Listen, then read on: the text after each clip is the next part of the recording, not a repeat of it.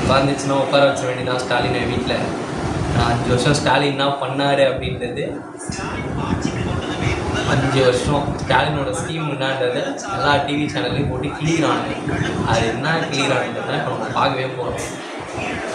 அண்ணா பல்கலைக்கழக மாணவி பாலியல் வன்கொடுமை. இதை சரி பண்ணோம் அப்படின்னா ஃபஸ்ட்டே சரி பண்ணுறோம். ஏன்னா அண்ணா பல்கலைக்கழகத்தில் ஒரு பொண்ணு ரேப் பண்ணாங்க. அவன் கட்சிக்கார தாய்வழி தான். அப்பவே அவனை இனிக்கிச்சிருந்தீங்கன்னா லைனாக எல்லாம் நடந்துருக்குமா துவைப்பேன். வேலூரில் பெண் மருத்துவருக்கு கூட்டு பாலியல் வன்கொடுமை. கோவை மாணவி கூட்டு பாலியல் வன்கொடுமை. விளாத்திகுளம் 12ஆம் வகுப்பு மாணவி பாலியல் வன்கொடுமை செய்யப்பட்டு கொலை. +2 படிக்கிற பொண்ணு பாத்ரூம் போனாலும் போன பொண்ணில் ரேப் பண்ணியாச்சு. கழுத்தறுத்து போட்டு வச்சுக்கிறீங்க. இப்போ வரையும் கண்டுபிடிக்கல. அந்த குழந்தையோட பாடி இப்போ வரைக்கும் வாங்கலை. அவங்க போராடி தான் இருக்காங்க. ஆனால் அவங்களுக்கு ஒரு விஷயம் புரியல. வேஸ்ட்டு போராடுறது. அவங்களே என்ன பண்ணாலும் ஆகிட்டு எதுவும் நடக்க போகிறதில்ல, நம்ம வாங்கி போய் நம்ம பிள்ளைய அடக்கம் பண்ணணும் சொல்லிட்டு எடுத்து போயிடுவாங்க. என்ன பண்ண மதுராந்தகத்தில் 14 வயது சிறுமிக்கு கூட்டு பாலியல் வன்கொடுமை.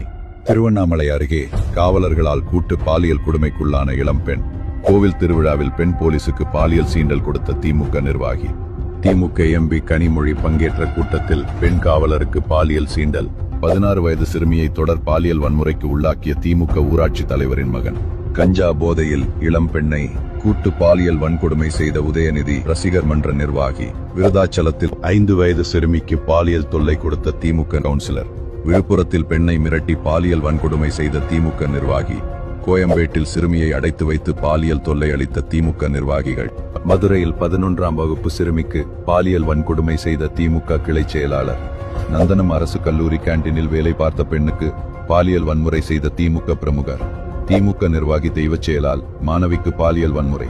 விமான பணிப்பெண்ணிடம் பாலியல் அத்துமீறலில் ஈடுபட்ட திமுக கவுன்சிலர்.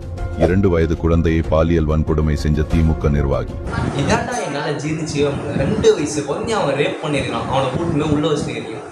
குழந்தைக்கு உடம்பு சரியில்லைன்ட்டு ஹாஸ்பிட்டலில் கூப்பிட்டு போயிருக்காங்க. கூப்பிட்டு போனதுக்கு அப்புறமா தான் தெரியுது, அந்த குழந்தை இறந்ததுக்கு அப்புறம் தான் தெரியுது அந்த குழந்தைய ரேப் பண்ணியிருக்காங்க.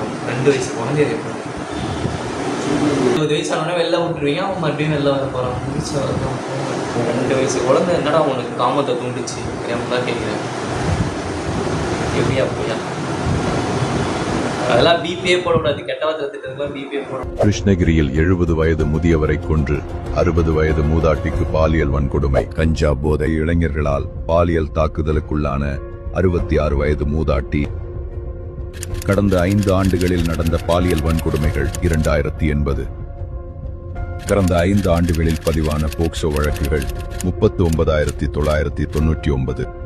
வயதான பெண்கள் தொடங்கி பச்சிளம் குழந்தைகள் வரை பாதுகாப்பில்லாத ஒரு கொடூரமான ஆட்சியை தான் வழங்கியிருக்கிறது.